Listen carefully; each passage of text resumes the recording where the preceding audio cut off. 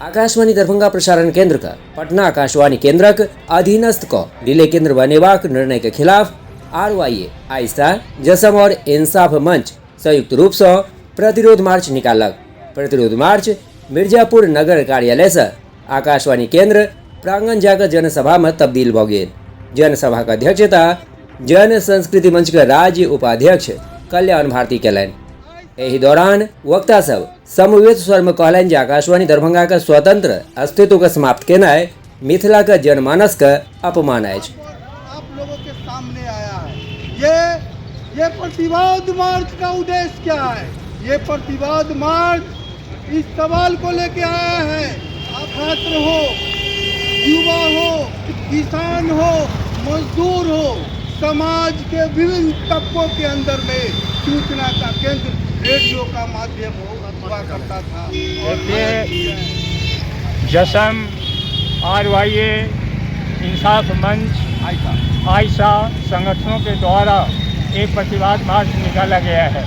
इसका उद्देश्य ये है कि दरभंगा आकाशवाणी का जो स्वतंत्र अस्तित्व था, हम लोग उसको यथास्थिति बरकरार रखने की मांग कर रहे हैं।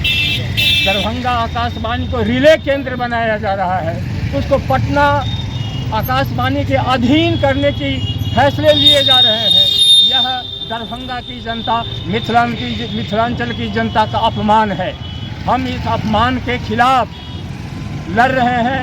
हम अश्विनी वैष्णव से कहना चाहते हैं जो सूचना और प्रसारण मंत्री हैं केंद्र में, वह इस फैसले को रद्द करे, इस फैसले को बदले, नहीं तो ये मिथिलांचल जो झोली भर करके भाजपा को वोट देने का काम किया है, वो एक वोट नहीं आगे आने वाले दिनों में उनको मिलेगा। देखिए, यह दरभंगा रेडियो स्टेशन पूरे मिथिलांचल की जनता की अभिव्यक्ति का एकमात्र केंद्र है और मिथिलांचल में ज़्यादातर लोग मैथिली भाषी लोग हैं। मैथिली यहाँ की मातृभाषा है और मातृभाषा के साथ साथ जनभाषा भी है। तो लोगों की आकांक्षा, लोगों की अभिव्यक्ति का जो यह केंद्र है दरभंगा रेडियो स्टेशन, उसको बंद किया जाना, से रिले केंद्र बनाया जाना, सच पूछिए तो मिथिलांचल की जनता का अपमान है, उसकी अभिव्यक्ति पर हमला है।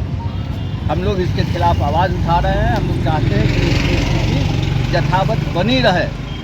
इधर पता चला है कि कुछ लोग वैसे उड़ती खबर दे रहे हैं कि जब उसकी यथा स्थिति बनी रहेगी। अभी तक मंत्री की ओर से विधिवत घोषणा नहीं की गई है। जब तक इसकी विधिवत घोषणा नहीं की जाएगी तब तक हम लोग आंदोलन करते रहें। अपना परिचय दीजिए। मेरा नाम सुरेंद्र प्रसाद।